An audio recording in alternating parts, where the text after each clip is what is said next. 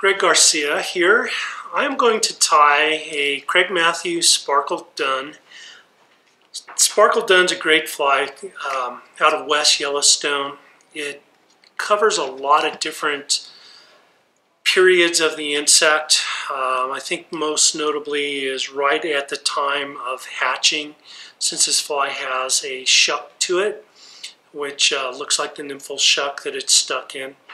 Also, if you look at the wing pattern and you point it up to the light and look at the fly like you're looking, like let's say you're a fish and you're looking straight up, you'll see that the wing gives you a silhouette. It can either be a dun or it also can look like a spinner. So I think many times a fish will even eat it during a spinner fall as well. So I'll kind of go through materials here. First thing we're going to do is the hook is a Tiemco 100. I'm going to tie a size 18 here. The thread is 8/0 olive dun. Then our tail, or the shuck, is going to be an Amber Zelon by John Betts. And it kind of looks like this here, long strand. The wing itself is going to be some deer hair, and the deer is much shorter than you would think, but when you look at this, the way to pick out good deer hair for this, and typically compared on hair, doesn't work the greatest for this Sparkle Dun. You want a hair that's got some really nice black tips to it, and then the actual hair gets pretty coarse, pretty hollow, kind of goes into pretty thick right away. And the reason why you want that is because when we tie it in, you'll see how it's going to flare, but it still retains all those little nice small tips for a fine small fly. If I had 3 dry flies in my box, I would certainly have a Parachute Adams, a caddis, probably an Altroth caddis, and then Sparkle Duns. I'd never be without these flies. They work that well. So the first thing I'm going to do is attach my thread, maybe about 1 eye width back. I'm going to come back about 1/3 of this hook. Stop right there. I've cut some hair and cleaned it with a comb, got out all the underfur, and then stacked this.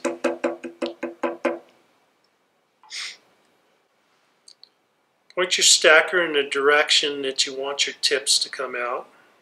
That way you don't have to be changing directions and lose a bunch of hair.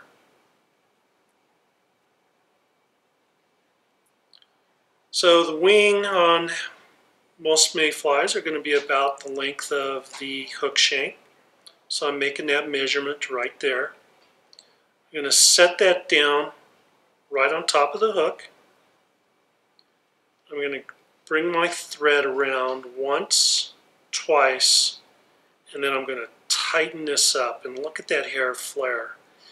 And I'm pulling really, really hard because I really want to compress that. Then without letting go of these butts, I'm going to go right in and snip out all those little butts that we just tied in. Then I can come in here and just make sure I kind of clean that up, kind of give it a few more wraps to tighten it for a little bit more. Now at this point, I'm going to grab some Zelon, and as it comes out of the package, that's a full width So I'm just going to cut that off, and I'm also going to go in here, cut the other side so I'm not working against myself here. And then I'm just going to split this for about a size 18. That's going to be about the right amount.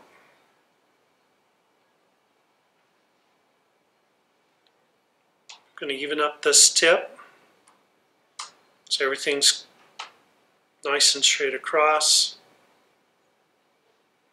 Make a little soft wrap, maybe 2 wraps, and then I'm going to pull that so that's even with that butt. Then as I come down about halfway down my hook shank, to kind of continue to taper, instead of this fly being the same thickness all the way across, I'm going to come in here, cut that little piece out, and then now I can come right back down to right above the barb of the hook. And you can see that I've kind of kept a nice little continuous taper in this fly without much work.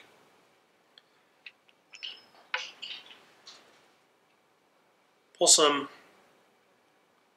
dubbing out of the package. It always comes out kind of lumped up, so I just like to pull and stack, kind of get everything kind of going in the right direction. A little bit of dubbing wax on my fingers. Then we can dub this fly.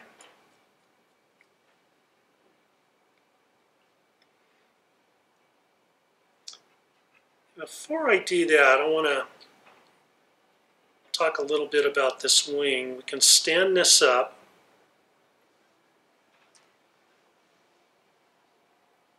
I'm just going to go right in front of the wing. A couple of wraps there. And then what I'm going to do is I'm going to spread this wing out just a pinch. I'm going to bring my thread from the front to the back. I'm going to do that a couple of times. So by running my thread through that wing, that's going to ensure that my wing doesn't come forward. It took me a long time to tie some of these up, and I'd get them all looking nice and pretty and put them in my box. And I'd come back, and a day later and all my wings would be shooting forward. But by making that one little move there, that will keep those wings from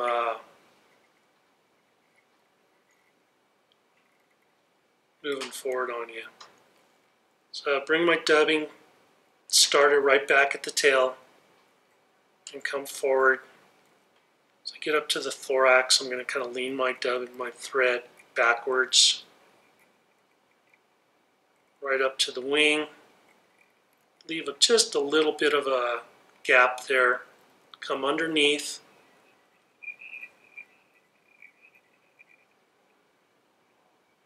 And then I'm going to come and do one more wrap right behind the wing. Kind of figure eight whatever dubbing I have left. And then right up to the head. I can come in here with my whip finish tool.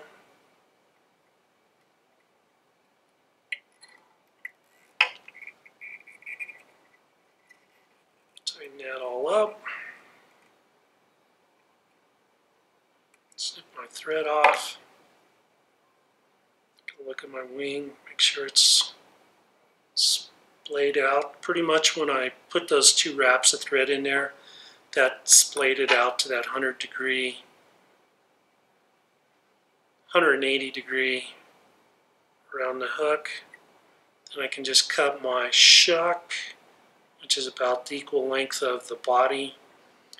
And that is a Craig Matthews Sparkle Dun.